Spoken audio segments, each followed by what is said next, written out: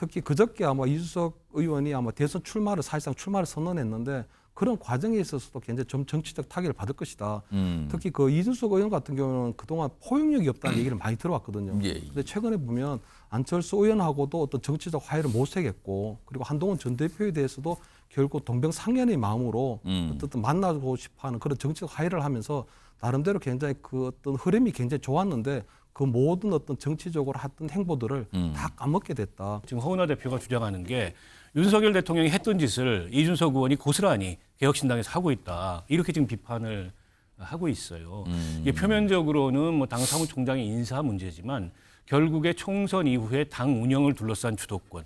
허은하 대표가 어쨌든 합법적으로 선출된 당 대표인데 사실상은 이준석 의원이 당을 좌지우지하면서 일종의 이제 상황 노릇을 했다. 이런 비판을 하고 있는 거 아니겠습니까? 급기야는 이게 이제 뭐 법정까지 가게 되고 또 선관위에 가게 되고 최악의 모습을 보이고 있는데 이 상황에서 대선 출마까지 해놓은 상황에서 당도 통합 못하면서 어떻게 이 상황에서 국민 통합을 하겠냐? 이준석 조사 의뢰. 허은하 개혁신당 대표 아닙니까? 지금 또 당에서는 뭐 직무정지시켜 대표 아니라고 얘기하지만 이준석 조사 의뢰를 했다고요? 목소리부터 좀 들어보겠습니다. 설명이 좀 나옵니다. 이준석 의원은 당 운영도 성실하게 했을 것이다 라고 생각했습니다.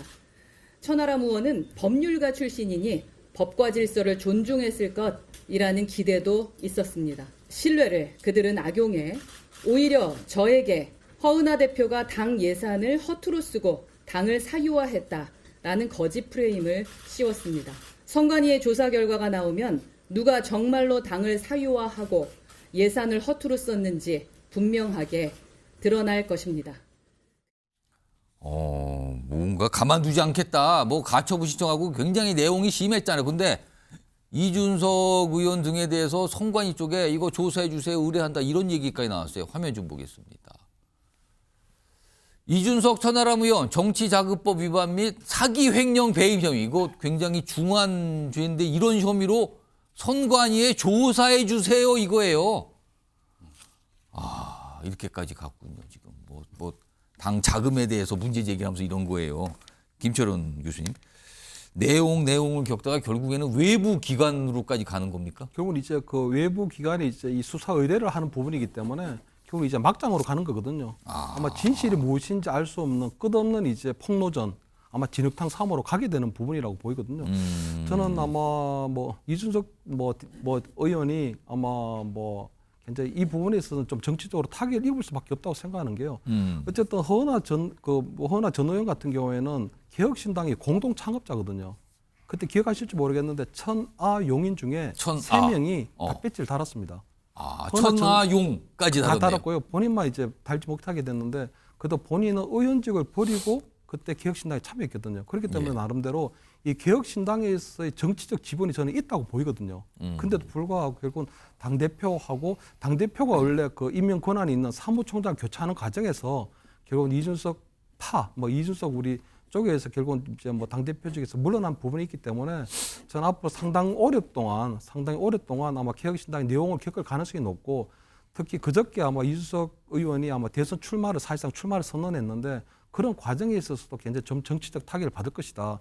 특히 그 이준석 의원 같은 경우는 그동안 포용력이 없다는 얘기를 많이 들어왔거든요. 근데 최근에 보면 안철수 의원하고도 어떤 정치적 화해를 모색했고 그리고 한동훈 전 대표에 대해서도 결국 동병상련의 마음으로 어떤 만나고 싶어하는 그런 정치적 화해를 하면서 나름대로 굉장히 그 어떤 흐름이 굉장히 좋았는데 그 모든 어떤 정치적으로 했던 행보들을 다 까먹게 됐다. 그래서 아마 이번 사건의 결국 모든 것들이 아마 이준석 의원이 아마 짊어져야 될 상당히 좀 큰 정치적 부담으로 아마 두고 아마 가게 될 가능성이 높다 이런 보입니다. 한 당직자 경질 문제로 시작해서 쭉 감정싸움까지 갔죠. 결국에는 선관위에서 뭐 횡령 사기 등으로 조사해 주세요 이렇게까지 간 거예요.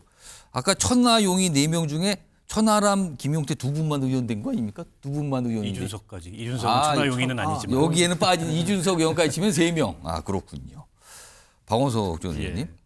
사실은 이준석 의원, 천하람 의원도 그렇고요. 그다음에 허은하 대표 역시 국민의힘 소속이었어요. 그리고 탈당하면서 당을 만든 건데 사실 국민의힘 내에 있을 때도 다 비주류였고 서름을 겪고 막 그러지 않았습니까? 여러 가지 얘기가 있었는데 세 사람 뭔가 도모를 하면서 나간 건데 어쩌다가 이 지경까지 이르게 된 걸까요? 그러게요. 저도 참 안타까운데요. 예.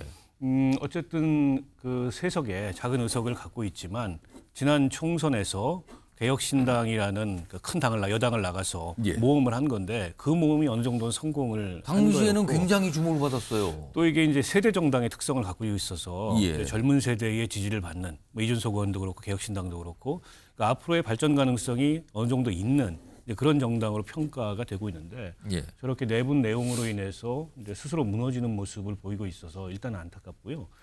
저는 그 이준석 의원이 앞서 이제 우리 김 교수님도 말씀하셨지만은 이 일로 인해서 리더십에 상당한 상처를 받을 것 같아요.